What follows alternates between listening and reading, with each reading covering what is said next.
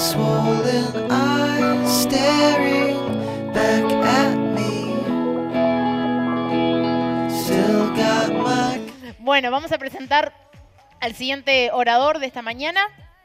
El siguiente orador es uruguayo, es emprendedor, es economista. Salimos un poco del diseño y entramos en los números. Es una persona que admiro mucho.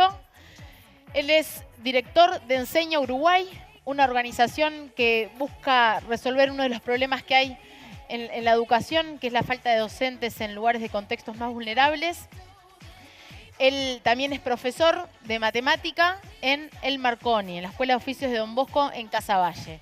Así que un muy fuerte aplauso a Martín Fernández.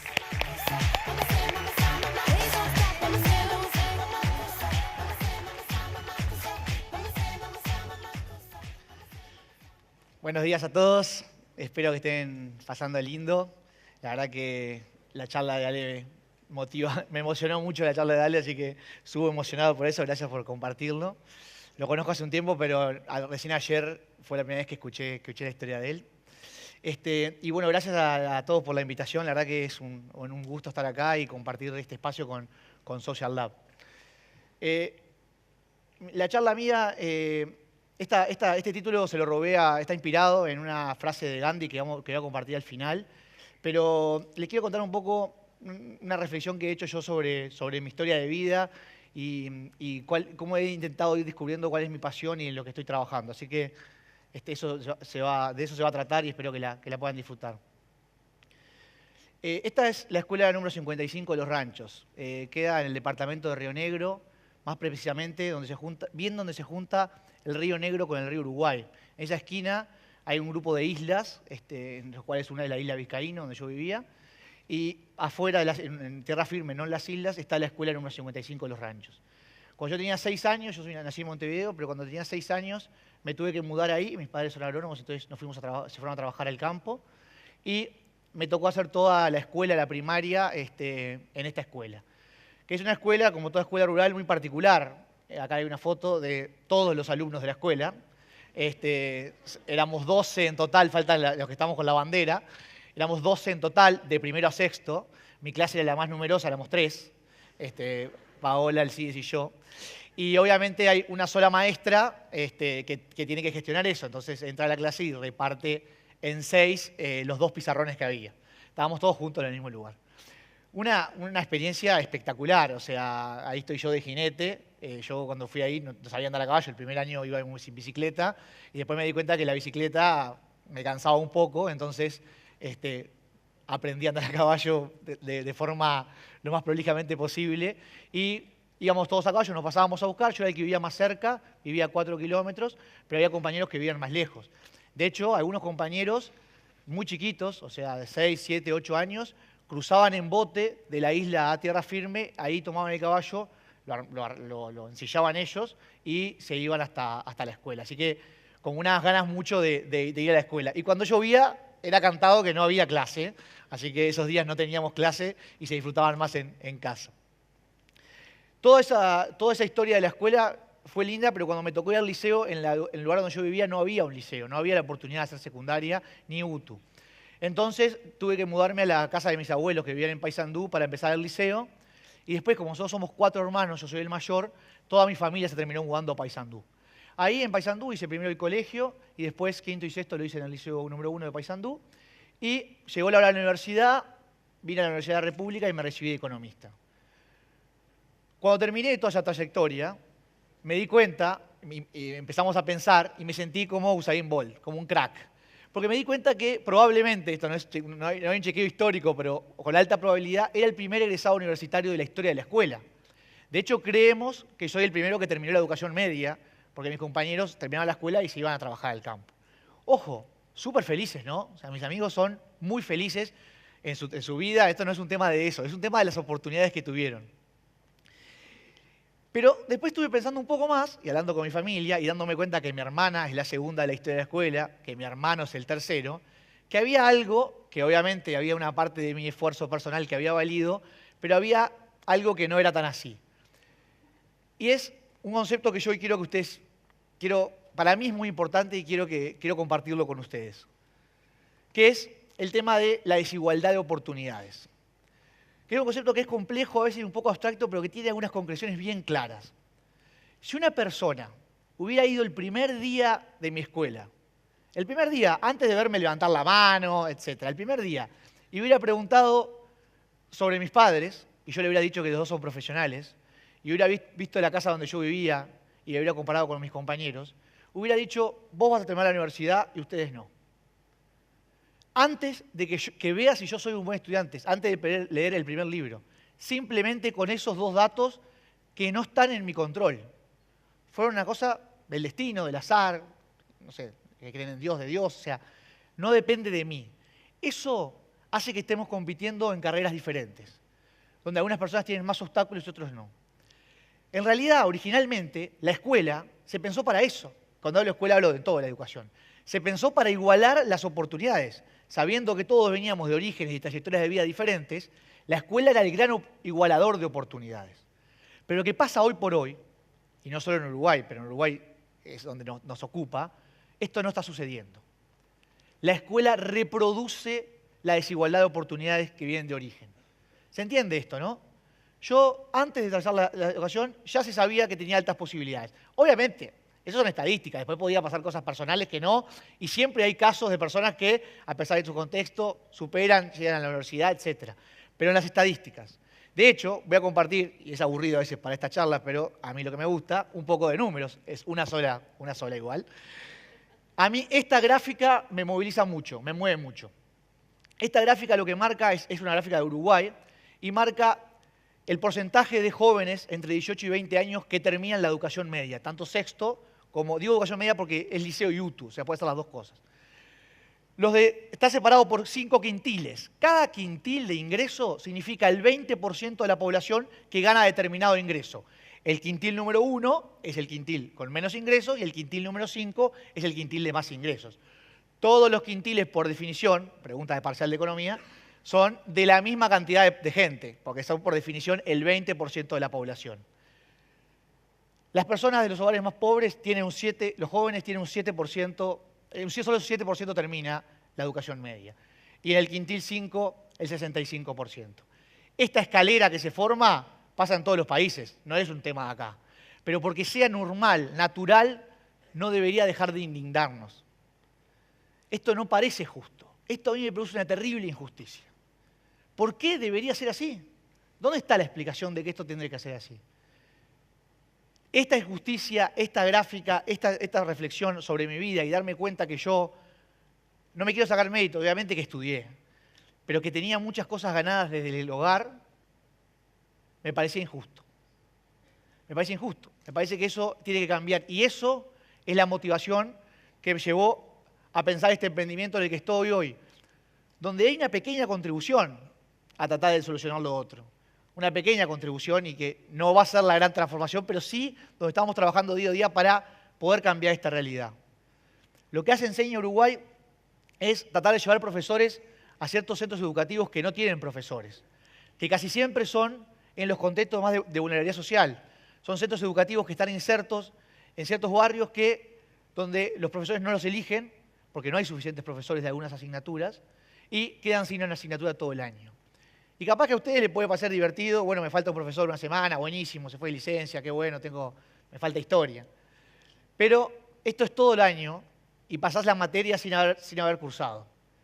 Eso condiciona mucho el potencial. Y como eso sucede particularmente en centros educativos de contexto, agrava más la situación. Porque es más difícil de reemplazar con un profesor particular o con aprendizaje del hogar esa falta de un profesor, por ejemplo, de matemática, de informática, de ciencias físicas. Mi sueño, lo que empujo, lo que tratamos de construir en Enseña Uruguay es que todos los alumnos, los estudiantes, tengan un profesor de calidad. Que es una cosa básica. La educación es un derecho.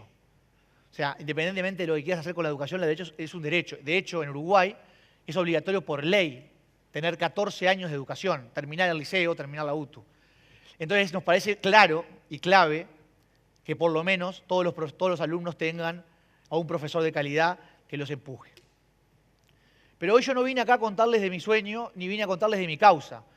No quiero enamorarlos de la causa de la educación ni enamorarlos mucho menos de Enseña Uruguay. Eso lo podrán ver y ojalá alguno se sume.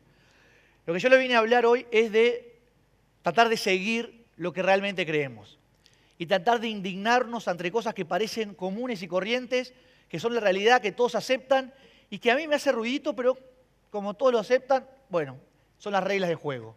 O peor aún, como esas reglas de juego me favorecen, sigo siendo cómplice de trabajar así. Y jugársela por lo que uno realmente quiere, ir contra esa corriente, es un proceso muy complejo.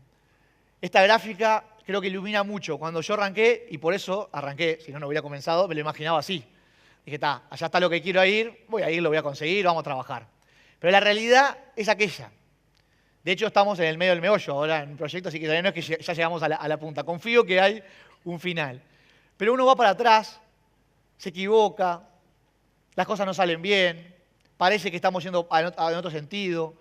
Lo único que nos mantiene es las ganas de seguir trabajando por lo que creemos. Y acá hay un ejemplo en Uruguay, claro, que lo hemos escuchado muchas veces y yo creo que nos transmitió un mensaje que es muy potente, que todo el mundo lo conoce, que es que lo importante es el proceso, ¿no? Que lo importante, acá el maestro Tavares, por si no lo habían reconocido, que el proceso es lo que vale, que lo que nos lleva es el camino. ¿Ah? Él dice que el camino es la recompensa, o sea, no estamos llegando hacia un lugar, sino hay que disfrutar ese camino, porque ese camino, como muestra esta gráfica, a veces es un poco turbulento.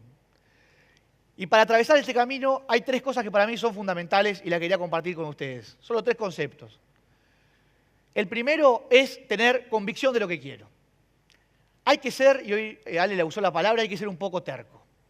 Hay que estar convencido de lo que uno quiere y los otros te van a decir no. No digo cerrado. Hay que escuchar algún consejo, pero preferentemente no. Preferentemente no, porque la persona está aconsejando sobre el sentido común, sobre historias pasadas y vos querés hacer algo diferente. Entonces es muy difícil que recibas un consejo de ese tipo. Entonces hay que ser un poco peleador, hay que ser un poco terco. No digo tanto, es un equilibrio, pero sí estar convencido y tener una visión clara de lo que quiero. Eso es lo primero. Lo segundo es trabajar con otros. Hay un terrible error de mensaje en todo el tema del emprendedurismo, que es felicitar a una persona. Decir, este es el crack, este es el que lo lideró, este es el que lo llevó a cabo. No. Eso es otra tradición. Tenemos que empezar a trabajar con otros. Y no significa apoyarme en otros. Realmente construir con otros. Porque esa es la única forma de sostener estos momentos que son difíciles y que nos vamos a encontrar a situaciones que son súper complejas, donde yo no voy a tener las suficientes habilidades para llevarlo. Y eso es lo que nos va a dar el equipo. Hay que trabajar con otros. Hay que compartir las ideas, ir trabajándolas y trabajar con otros. Sumar gente a tu idea. Y para eso es necesario estar muy convencido. Y la tercera cosa es entender lo que estamos haciendo. Si no entendemos lo que hacemos, si pensamos, yo estoy muy en contra del tema del clic, del famoso clic. Yo no creo que en un laboratorio en tu casa o un día inspirado digas, ya sé cuál es la solución para el mundo. No creo que venga de eso. Esa inspiración viene del entendimiento de la realidad, viene de acercarnos, de ensuciarnos los zapatos, ir hacia el lugar, entender, conocer de lo que estamos hablando, sea lo que sea algo social o no sea algo que no tenga nada que ver con eso, pero entender profundamente lo que hacemos. Y yo personalmente no soy un buen ejemplo de estas tres cosas. Hay muchos días que me levanto y que me falta convicción. Hay muchos días que me gana el ego y no trabajo lo suficientemente en equipo, que creo que me las sé todas. Y obviamente entender lo que estamos haciendo es una cosa infinita, hay que seguir entendiendo. Y a veces uno ve 2 o 3 indicadores de lo que pensaba, confirma un prejuicio y se va a la casa. No, hay que seguir empujando el entendimiento. Pero son 3 cosas que creo que te motivan y te empujan a realmente trabajar por lo que querés. Y acá quería volver a la frase original, a la frase que inspiró el título de esta charla. Los sueños parecen al principio imposibles, luego improbables, y luego, cuando nos comprometemos, se vuelven inevitables. La palabra clave de esta frase es compromiso. Necesitamos más personas que se comprometan. Vuelvo a decir, no es un compromiso social, que se comprometan por lo que creen. Y comprometerse lleva riesgos. Para comprometerse hay que dedicar talento, hay que dedicar nuestro tiempo, hay que realmente sacrificar. Y no son todas victorias. De hecho, la mayoría son derrotas. Por eso hay que disfrutar el camino. Pero lo más importante es esto, comprometerlos por lo que creemos, porque es la única forma de hacer esta sociedad un poco más justa. Muchas gracias.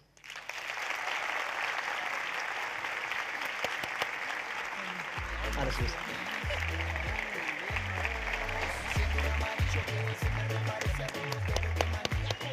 Genio, Martín, genio total, hermosa charla. Además, voy a permitirme el espacio para decir que yo formo parte de Enseña Uruguay. Durante 2 años estos rulos me convencieron y me fui a dar clase de matemática en Casaballe. Yo soy contadora y trabajaba antes de Social Lab en una empresa privada, el palo inversión, finanzas, y me fui para ahí. Y lo que decía Martín, ¿no? De la convicción. Sí, sabía, ¿no? Pero después cuando estaba ahí decía, ¿qué hago acá? ¿Cómo me metí? ¿Qué estoy haciendo? Pero bueno, uno sabe hacia dónde quiere ir y eso es lo importante en ese camino. Es una organización hermosa que los invito a todos a conocer e involucrarse porque vale la pena también. Así que gracias, Martín, y vamos a abrir el espacio a preguntas para seguir ganándose las mochilas y seguir conociendo más de estos emprendedores. Vamos, empezamos allá arriba. ¿Dónde están? Ahí va, allá. Acá. ¿Dónde, perdón? Juan ¿Nombre? Manuel. Ahí va. Juan Manuel ¿Lo ves? del PUC.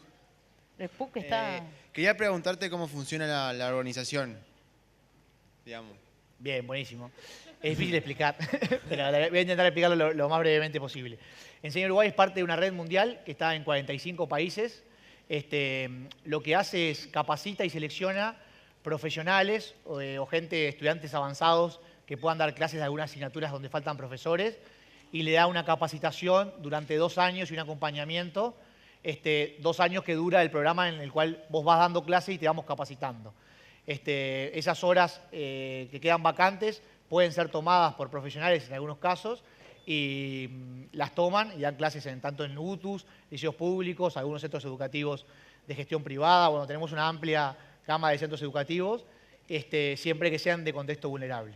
Y das la clase de la asignatura para la cual está formado. Por ejemplo, Paula daba matemática porque es contadora. ¿Se Muchas entendió? gracias. Bien. Vamos acá adelante. ¿Dónde? Perfecto. Y después el compañero acá, el segundo fila. Ah, bueno, está. Hola.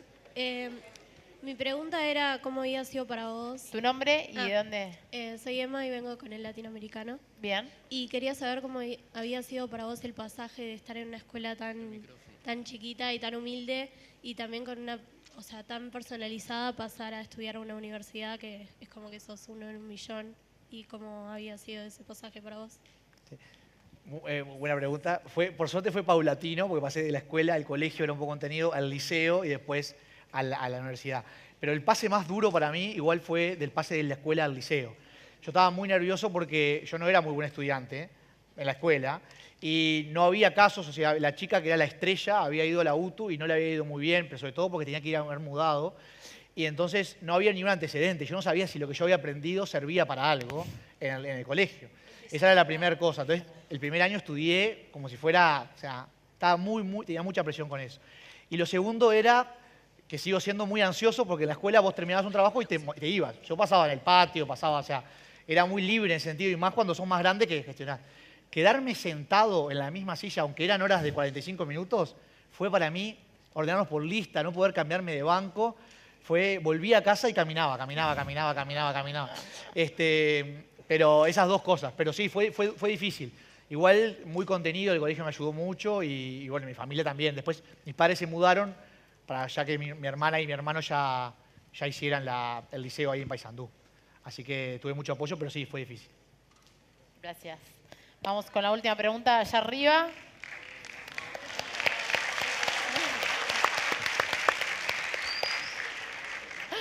Mi nombre es Sebastián, soy del PUC. Quería saber, como economista, cuál es tu labor en Enseña Uruguay. Bien, No, ninguna. Acá me voy a tomar de la respuesta de Ale. O sea, me gustó esa de no ser preso, no sé si no ser cómo era que la decías. No, en realidad economista, no ejerzo de economista y creo que lo que sí me ayudó la economía es una forma de pensar en términos bastante estratégicos y pensar bastante en términos de esto, de igualdad de oportunidades, tratar de conceptualizar algún tema de cómo la educación repercute en la economía en general, cómo se engancha en el desarrollo. Pero eso ha sido una reflexión que yo he usado, o sea, para ocupar mi rol no era necesario haber estudiado economía. Entonces, yo en realidad es como mi perfil. Yo, dado que soy economista, encaro y me motivo por este lugar y tengo esa meta, pero podría haber tomado de otro lado. Así que no tiene una conexión directa con lo que estudié. Sí, yo creo que la reflexión, por eso yo la banco mucho, la reflexión que no sea solo anecdótica, no solo de una historia, sino intentar ver la sociedad en general y cómo funciona, me parece que ayuda mucho a poder generar cambios que sean sistémicos y no sean solo individuales. Bien, gracias, Tincho. Otro fuerte aplauso. Algo que me